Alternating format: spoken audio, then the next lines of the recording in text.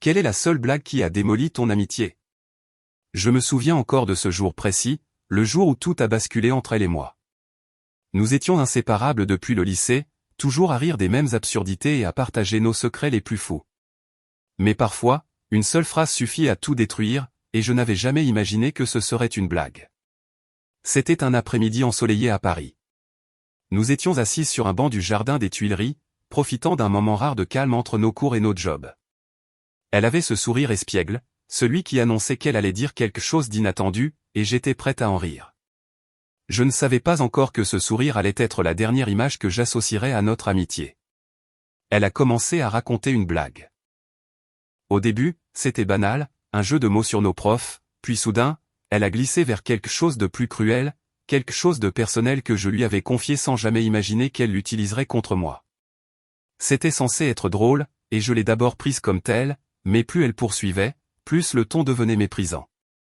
Les passants autour nous regardaient avec curiosité, mais je me sentais piégé dans un scénario où je n'avais plus ma place. Cette blague, qu'elle répétait en exagérant chaque détail, démolissait non seulement ma dignité, mais tout ce que nous avions construit. Je sentais mon cœur se serrer, ma gorge se nouer, et pourtant, elle riait, inconsciente de l'onde de choc qu'elle provoquait. J'ai essayé de sourire, de montrer que je prenais ça à la légère, mais à l'intérieur, c'était un chaos. Chaque mot était un couteau planté dans la confiance que j'avais placée en elle. Je me suis levé brusquement, laissant tomber mon sac sur le sol. L'instant d'après, je marchais seul dans les allées, le bruit de ses rires encore accroché à mes oreilles. La ville semblait immobile autour de moi, comme si Paris retenait son souffle en voyant ma colère et ma peine. Je n'avais jamais pensé qu'une seule blague pouvait détruire 10 ans d'amitié. Et pourtant, c'était fait. Les jours suivants ont été un mélange de colère et de nostalgie. Je repensais à nos fous rires, à nos confidences nocturnes, et à la manière dont tout s'était effondré en quelques secondes.